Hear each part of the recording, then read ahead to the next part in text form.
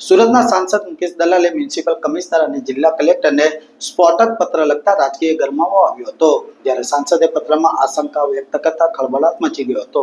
સુરત સાંસદ મુકેશ દલાલે પત્રમાં જણાવ્યું છે કે હાલમાં BLO 1 અને BLO 2 દ્વારા ઘરે ઘરે જઈ મતદાર યાદીના શુદ્ધિકરણની કામગીરી કરવામાં આવી રહી છે।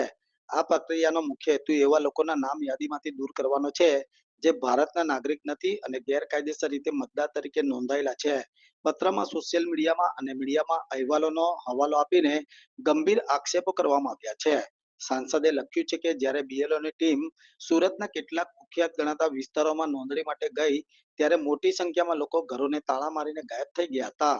જો આ મતદારો સાચા અને કાયદેસરના નાગરિક હોય તો તપાસના ડરથી ભાગવાની જરૂર કેમ પડી? રાતોરાત આટલી મોટી સંખ્યામાં લોકો ક્યાં અદ્રશ્ય થઈ ગયા?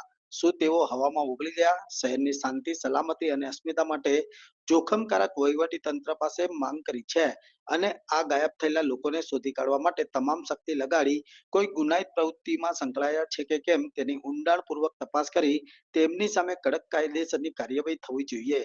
સાંસદના આ પત્રએ નવો વળાંક આપ્યો છે।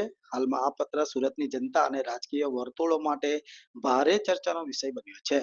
પત્ર લખ્યું છે, શું છે હકીકત? SIR મુદ્દે જ્યારે કામગીરી મતદાર નોંધણી કરી રહ્યા હતા ત્યારે એક વિસ્તારમાંથી 500થી વધુ લોકો ઘરને તાળા મારીને ચાલ્યા ગયા છે।